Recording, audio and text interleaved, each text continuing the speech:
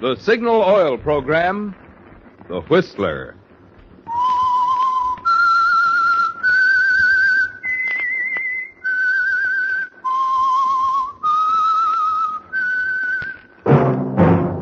That whistle is your signal for the Signal Oil Program, The Whistler.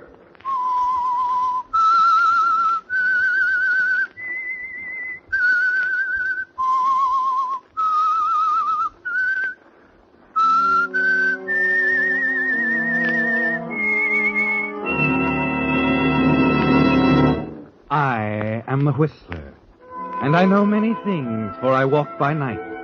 I know many strange tales hidden in the hearts of men and women who have stepped into the shadows.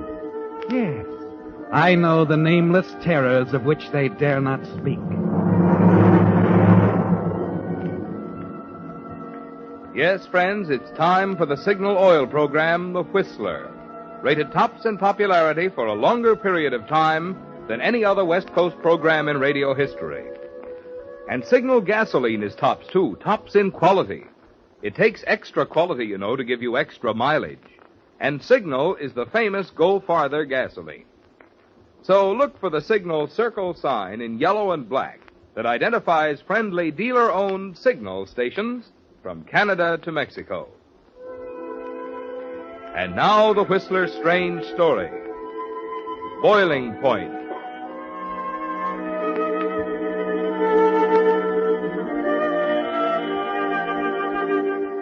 Kelly never knew exactly when it was that he decided to kill her. Thinking it over afterwards, he realized that murder is something like a pot boiling over. The fire's underneath for a long time and nothing happens. Then all at once the heat reaches a certain point and there it blows.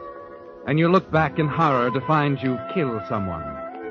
The odd thing, of course, was that right to the end it wasn't that he hated Janice. She had a kind of charm. She was capable.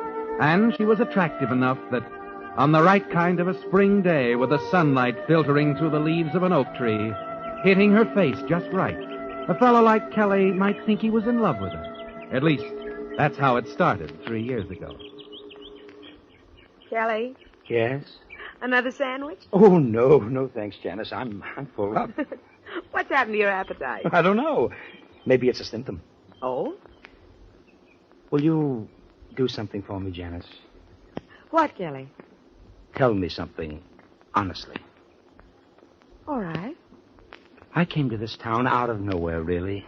I'm a failure, 29 years old, been fired from the greatest assortment of jobs in captivity. I meet you at a party. From then on, everything's different. Is it, Kelly? Yeah, sure. You gave me a build-up with your boss at the Star Realty Company. He puts me on as a salesman. And suddenly, for the first time in my life, I'm a success. Why? Well, it's simple.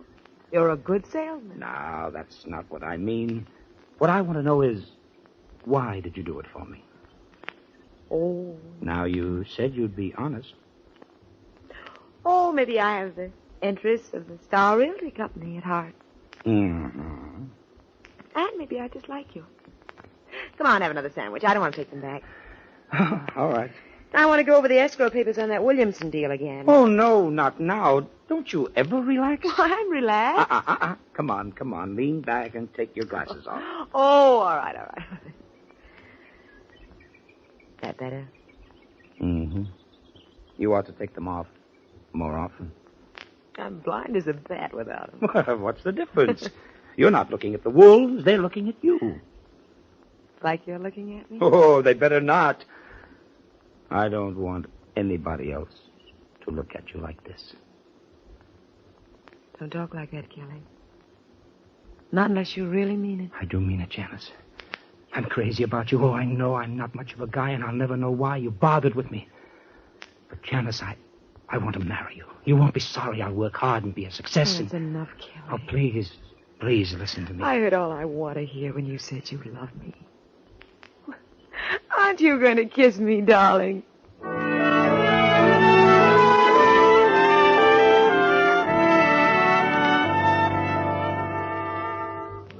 Just like that, Kelly.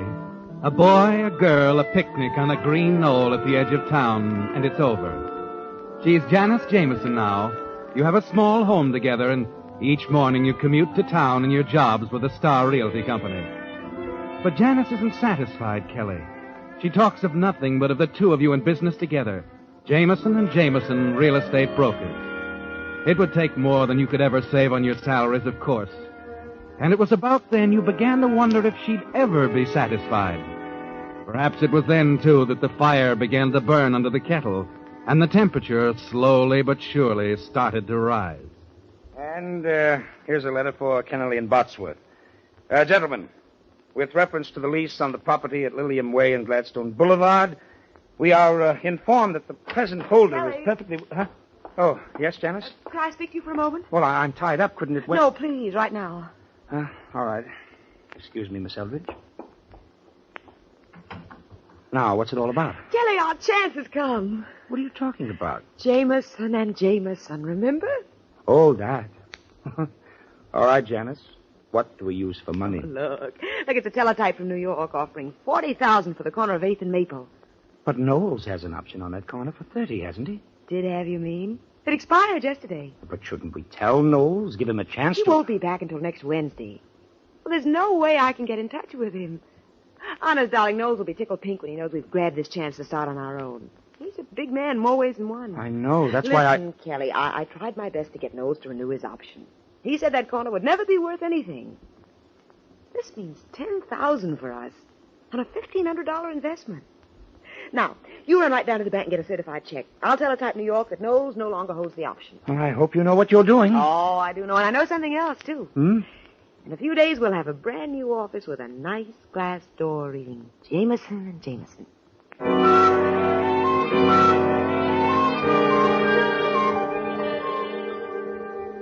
And sign that Jameson and Jameson, that's all. Jameson and Jameson. I'll have it right out. You made a slight error, Janice. What? Not Jameson and Jameson. Jameson and Stooge. Please, Kelly, let's not get into that again. Why not? Here. Why not? Let's be honest.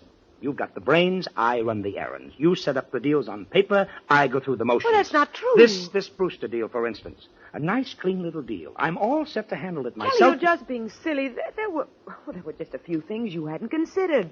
I thought it might help if I wrote them out for you, that's all. There's something I don't think you realize yet, Angel. I'm really not a backward kid at all. Why, you act like I'm not quite right. You're wrong, Kelly. I think you're the best salesman in the business. Besides, you're my husband and I love you. Now, what difference does it make which one of us does None. what? But why can't you give me credit for some intelligence once in a while? Kelly, listen to Why, you're not my wife anymore. You're a business machine. Darling, As cold as a piece of steel. You don't realize what you're saying. Sit down. I'm not through. Kelly, no. For once, you're going to listen. I'm your husband, Janice, Kelly. your business partner. Please. Not a pet spaniel you lead around on Don't, a leash. Kelly. Oh. Janice. Janice! Oh, Janice, I'm sorry. Oh, good Lord. Yes, Mr. Jameson? This is Mr. Jameson. Get a doctor up here. Hurry. I think Mrs. Jameson had a heart attack.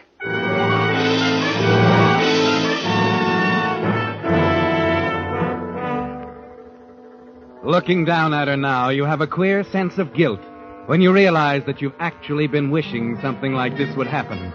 Anything to free you, give you back your independence and self-respect. Yes, Kelly, you're sorry and ashamed. And you almost take the kettle off the fire before it reaches the boiling point, particularly as you hear the doctor telling you it was a heart attack. That Janice will have to stay in bed and rest, with a day nurse in attendance. But that's what changes it all right back again.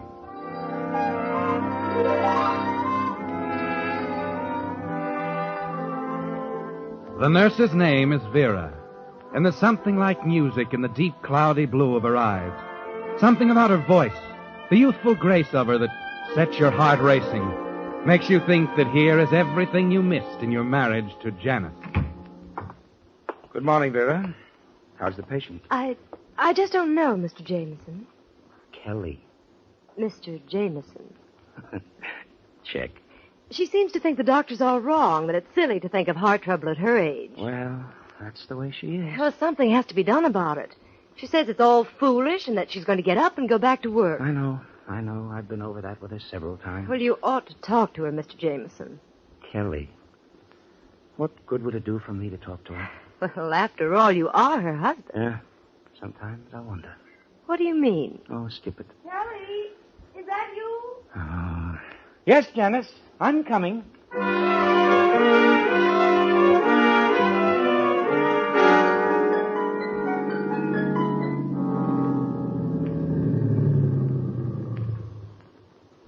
It was sweet of you to take me home, Mr. Jameson. Kelly. Why do you keep insisting that I call you Kelly? Do I? Every night you've taken me home. How long has it been now? 3 weeks? 4? 23 days. Oh, did you keep a record of it? Uh-huh. In the back of my head. If you want details, I can tell you what happened on every one of those days, too. You have a very good memory.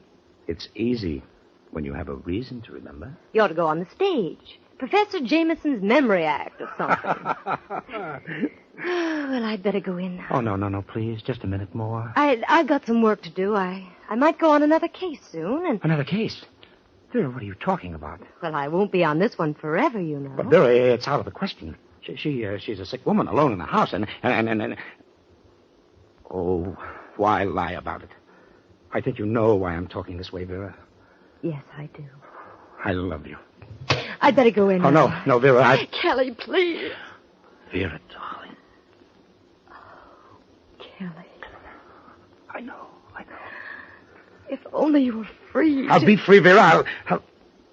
What do you mean, Kelly? I don't know, Vera. I don't know.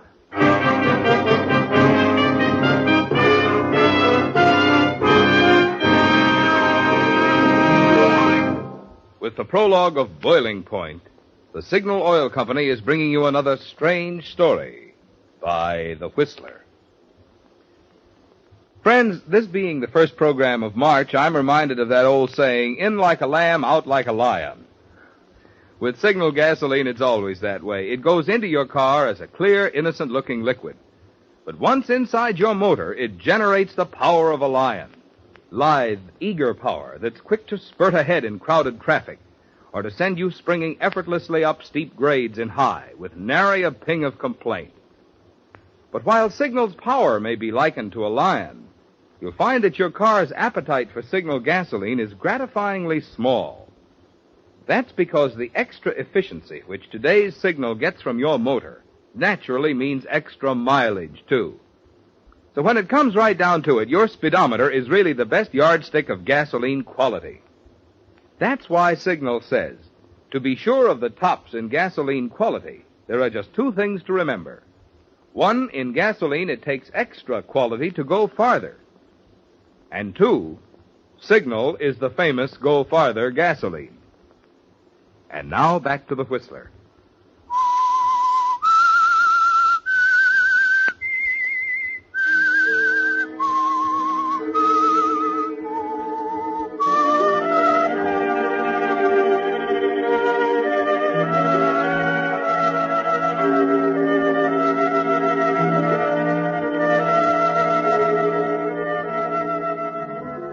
It was strange, Kelly. You didn't know it, but that night in the car, the last night you took Vera home, a murder was taking shape. A murder made of several things. Of your love for Vera, of Jameson and Jameson, and $20,000 in the company account. And naturally of Janet. She'd never give you up, Kelly. You're sure of that. And the next day, as you sit alone in your office, you're wondering about alternatives. Puzzled, even a little frightened by the sudden, impulsive thing that popped into your head as you said goodnight to Vera. I'll be free, Vera. What do you mean, Kelly?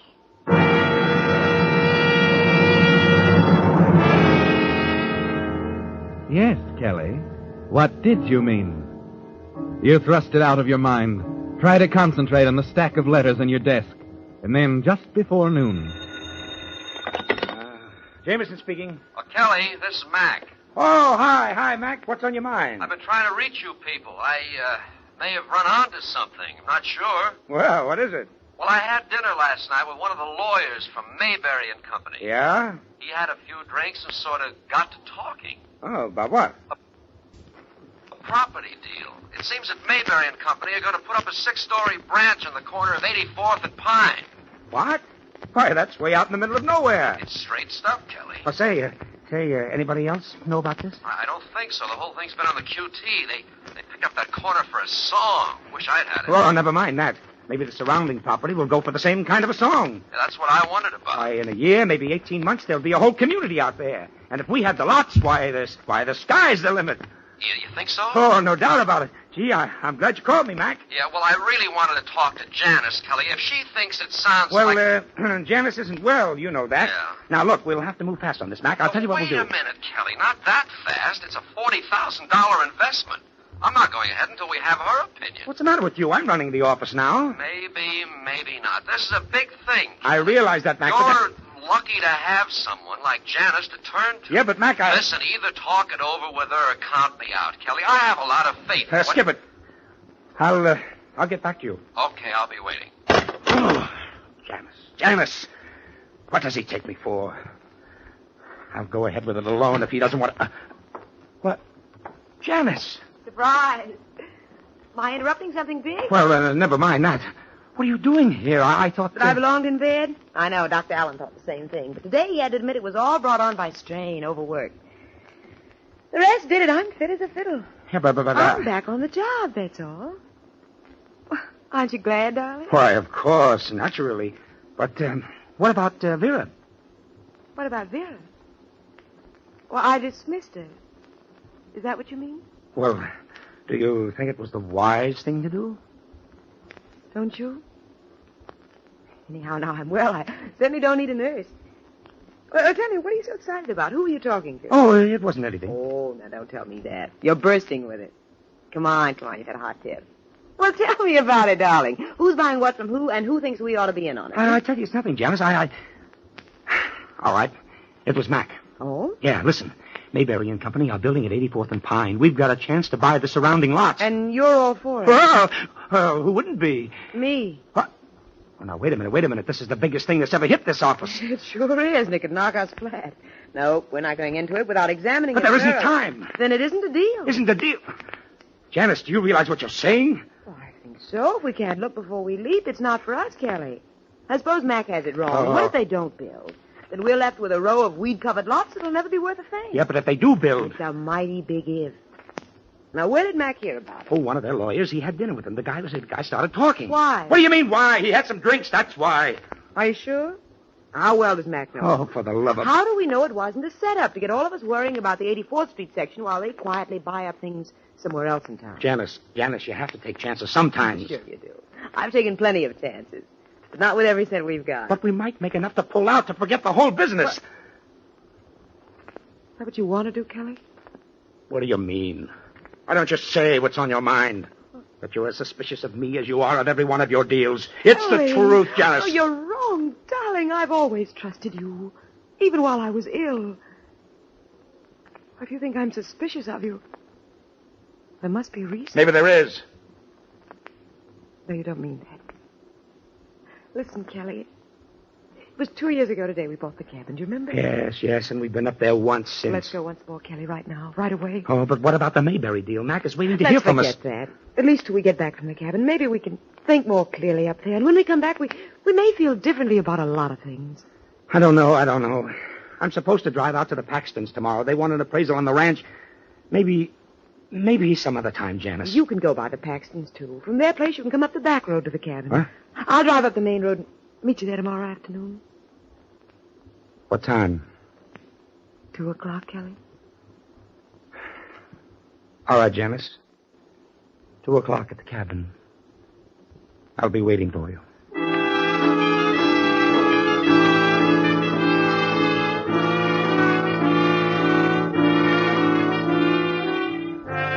At the moment you agree to meet Janice, the kettle is beginning to boil, isn't it, Kelly?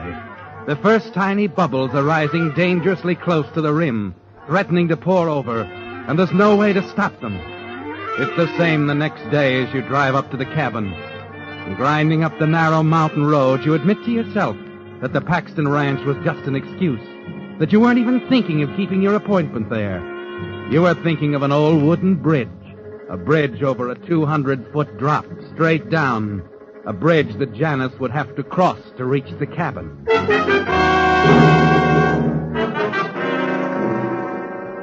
What you have to do is simple. A few bolts removed from the right places, and the bridge is ready. Its loosened ancient support certain to give way under the weight of the next car to cross.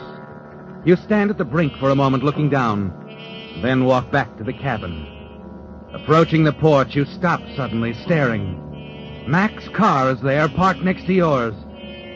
You move forward stiffly, slowly, wondering if Mac saw you at the bridge. At the door, you take a deep breath and brace yourself before going inside. Well, decided to come back, huh? Oh, hello, Mac. Didn't think it'd be long. You mean you saw me when you drove up? No, just saw that good scotch on the table. Oh, yeah. I was just out back checking the wood supply. Oh. Say, what brings you up here, Mac? I should think you'd be in town hot after that deal. Well, the town end of it's okay, Kelly, under control. All I need is your signature. What? Tried to catch you at the Paxton place, but you didn't show, so I figured you'd decided to skip it. Oh, yeah. I thought it could keep. Sure, but the Mayberry thing can't. Here, sign this thing and I'll be on my way. Oh, Mac, I meant to get back to you. I talked to Janice, and she isn't interested. What? Well, that's not what she told me. What? You talked to her? This morning. She was worried about my tip, but that lawyer's a good friend of mine. She's convinced. And she signed already? Uh-huh. Now you, okay? Oh, sure, okay. Say, give me the pen. Right here? Yeah, that's it. Well, there you are. Good. And now you better get back. We don't want any slip-ups, huh? You came up the back road, didn't you? Yeah, but I'll go back by the front road. It's faster. Oh, I don't think so, Mac. I take the other way. No, I'm in a hurry. But what? Look, Mac. Look, do me a favor before you go, will you, fella?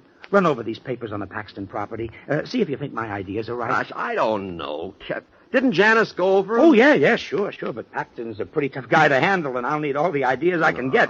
Look it over, will you? I'll be right back.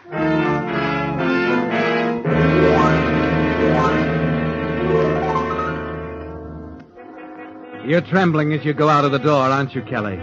Because everything is ruined if you can't talk Mac out of driving down the front road and over the bridge.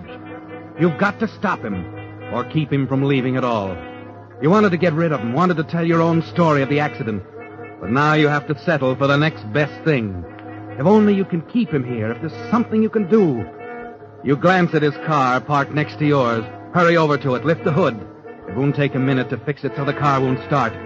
You just get the hood down again as Mac comes out of the cabin waving the papers. Hey, these look fine to me, Kelly. I'd say you'd covered all the angles. Oh, you think so? As far as I can see. Here, I better be on my way. Can't let any grass grow under our feet on this one. Yeah, I guess you're right. Yeah. But, what's the matter with this thing? I'm sure it's got gas. Well, maybe there's a vapor lock in the gas line. No, she ought to start. I'd better have a look. Hey, listen, Mac. Huh? Listen, that sounds like a car coming up the front road. Oh, it is a car. Well, that settles it. I gotta wait a little while now. One-way road, isn't it? Oh, yeah. Yeah, that's right, Mac. You just have to wait. I guess it's Janice. She's meeting me here this afternoon. Supposed to get here about 2. Oh, that reminds me, Kelly. I forgot to talk. Hey, Mac. Huh? Mac, that's not Janice's car. No, it isn't, is it? Here, Kelly, I meant to give you this. Hey, Mac. Mac, that's Vera's car. Okay, so it's Vera. Maybe this... Come on. We've got to stop her, Mac. She'll go through the bridge. What are you talking about? It's a trap. I thought Janice would be driving up, and I weakened the supports. You planned that for Yes, Janice? yes. Help me, Mac. Help me. Vera! Stop!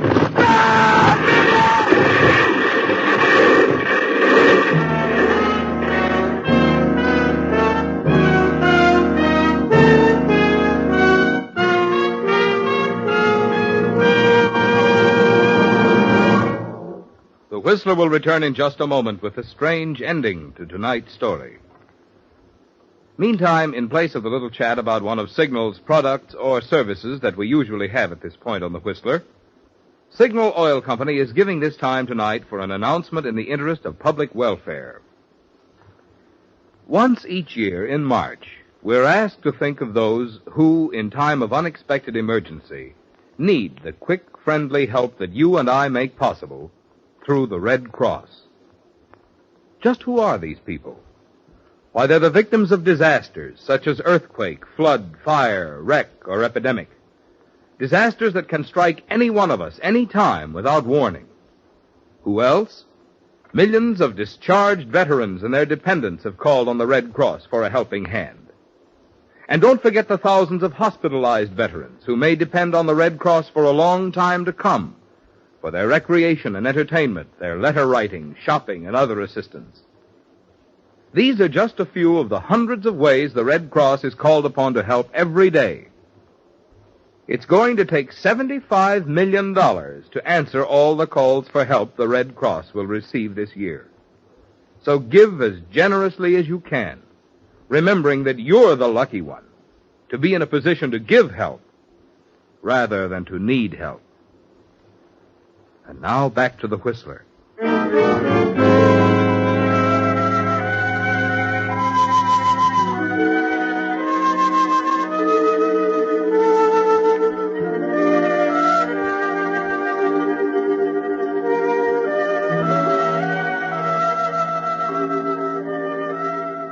Yes, Kelly, it was strange, wasn't it? The way it sneaked up on you. The way the temperature rose slowly, quietly to the boiling point. Now, with the temperature back at 0, Vera lies dead in the wreckage at the bottom of the gorge beneath the bridge. The bridge whose supports you'd hacked away to trap Janice, your wife, so you'd be free to marry Vera. And as you stare down in fascinated horror, the words of Mac begin to penetrate the cloud of fog surrounding your brain. If you hadn't been so insistent on my going over those Paxton papers, this might not have happened. Paxton papers? That's right. I had a note for you from Janice. Janice?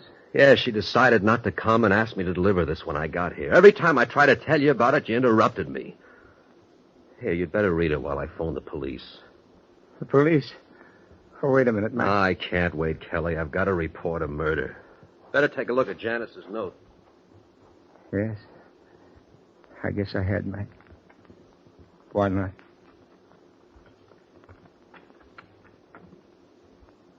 Dear Kelly, I decided not to meet you at the cabin. For a long time, I felt you no longer loved me. Now I'm sure. I had it out with Vera after you left yesterday. At first, she denied everything, then admitted the two of you were in love. I was tempted to tell her she couldn't have you. Then I realized you weren't worth the fight. So I'm going to Reno, and you'll be free. I have an idea Vera will join you at the cabin. She's your kind, Kelly. I hope you both will be happy. Janice.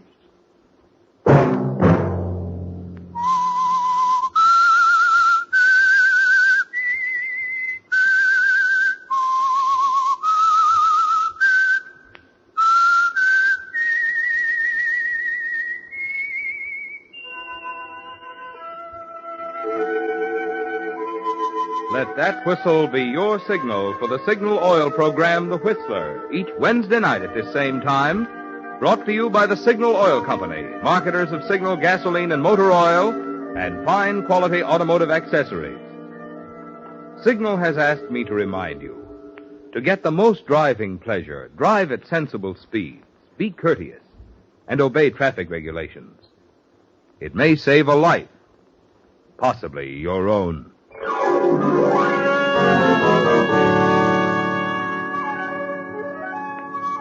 Featured in tonight's story were Wally Mayer and Betty Lou Gerson. The Whistler was produced by George W. Allen, with story by Joe Pagano and music by Wilbur Hatch, and was transmitted to our troops overseas by the Armed Forces Radio Service. Next Wednesday, for a full hour of mystery over most of these stations, tune in a half hour earlier. Enjoy The Saint as well as The Whistler. Marvin Miller speaking. This is CBS, the Columbia Broadcasting System.